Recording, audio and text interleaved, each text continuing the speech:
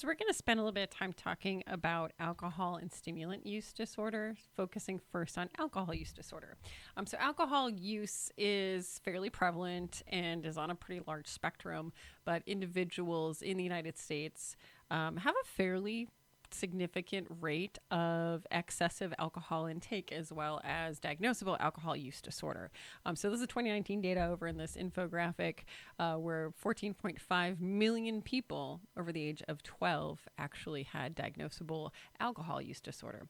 We also have to take into consideration how expensive alcohol use disorder is for the United States. So we do have, it's somewhat older data, but billions and billions of dollars, $249 billion in 2010. And even if we go by units, for every $12 in alcohol purchased, we spend $2 in healthcare costs related to alcohol use disorder. And it is one of the higher causes of death in individuals who are in that, lower risk death age range. So 20 to 64 years of age, 1 in 10 deaths are attributed to alcohol use. So pretty significant. Some important definitions when we're thinking about intake of alcohol include the definitions for heavy alcohol use and binge drinking. Now, someone can have heavy alcohol use or engage in binge drinking and not have alcohol use disorder. So if you harken back to the diagnostic criteria for use disorder, things like the risky use criteria, health consequences, some of the behavioral changes, those don't always apply to individuals that may be identified as a heavy alcohol user or someone who binge drinks. Now, there is also differences in sex assigned at birth. So males who consume 5 or more drinks in a single sitting, which they quantify as a day, or females who consume 4 or more, that would be our criteria there. And as you can see, about 20%. And then heavy alcohol use is that binge drinking criteria on 5 or more days over the last month. So that's a smaller number, so about 5%, fluctuates a bit from year to year, and has gone down a little bit in more recent years. We also have to think about the effects of alcohol. So there are some acute intoxication effects associated with alcohol, as well as some short and long-term health consequences of alcohol use as well.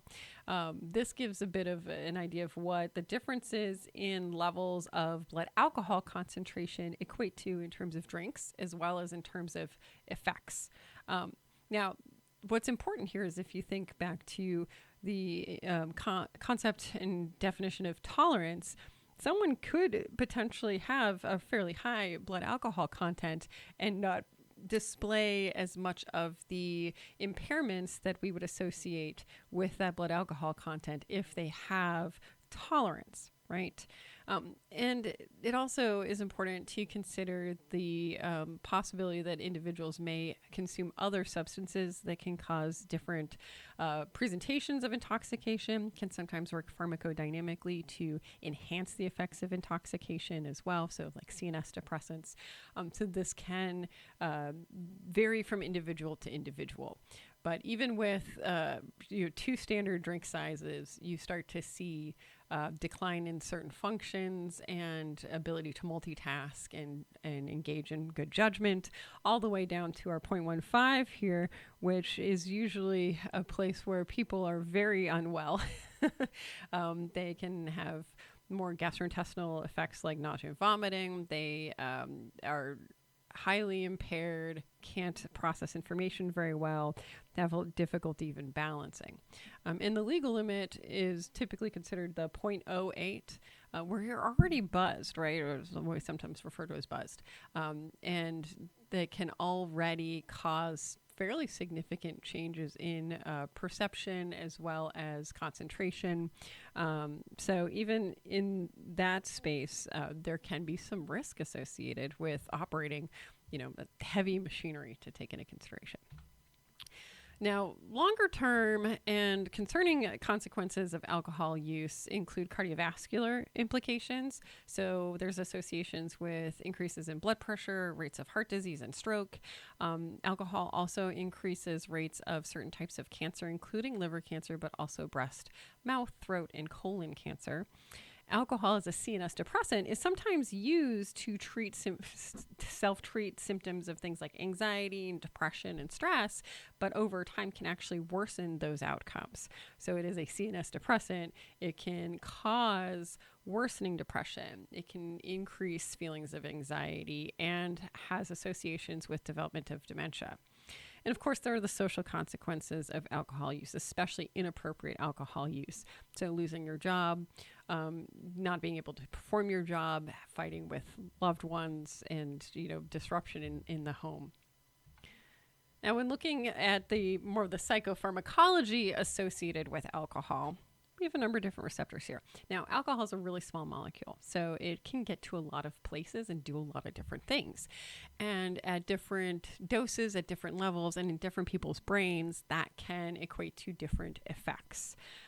Now, it's a substance of abuse, which means that it will have, to one degree or another, a direct effect on the reward pathway, right? That is the part that makes us feel the positive reinforcing effects of a substance or a hug or a snack or whatever, right? So these are the effects here. So we've got glutamate, which is our primary excitatory neurotransmitter, and alcohol has an inhibitory effect on glutamate. And this causes some of the coordination and movement challenges people can have, changes in ability to remember things. This is part of where blackouts come from, and it acts to relax muscles. GABA is the partner in crime here, if you will. It's our primary inhibitory neurotransmitter, which is enhanced by alcohol. And that's where some of the anxiolysis or reduction in anxiety feelings comes from with alcohol.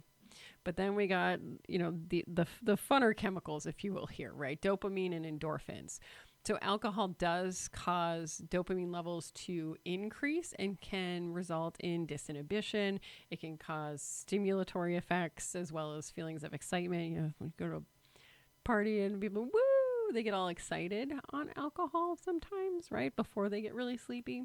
So it really can vary from person to person in their sensitivity to some of these changes.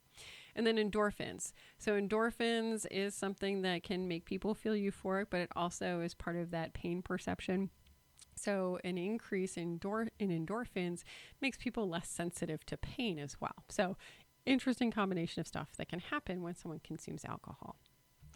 Now, when we're looking at the potential for someone to have problematic or concerning alcohol use, there's a couple different ways that we can assess it objectively. The two more common ones that you'll run into is the CAGE and the AUDIT-C. So our CAGE is really short, very straightforward. It can be self-administered or part of an interview. It takes about a minute to give. And it assesses these pieces here. So cut down.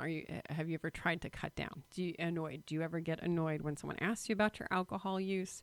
Guilty. Do you ever feel guilty about your alcohol use? And then eye opener. Do you ever have to consume an alcoholic beverage basically first thing in the morning to feel better?